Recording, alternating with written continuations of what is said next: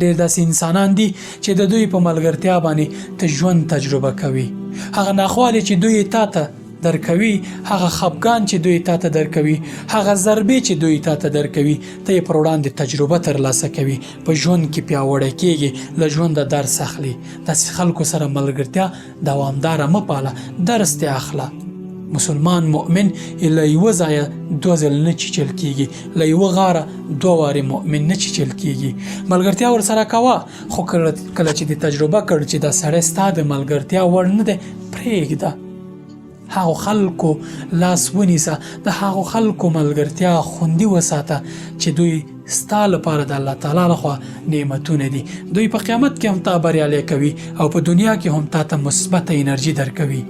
هغوی چې منفي انرژي ده، منفي انرژي نه ځان ساته، کرکه ورسره مه کوه، عقده ورسره مه پاله او ژوند ورسره مه تریخوه، ځان ترې لرې که.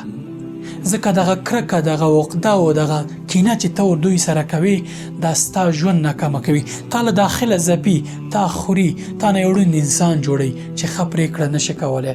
هغسې نعمتونه باندې ډېر پام کوه چې ملګرتیا یې تا ته هم په دنیا کې ګټه ده، هم د آخرت کې الله تعالی ته نږدې کوي.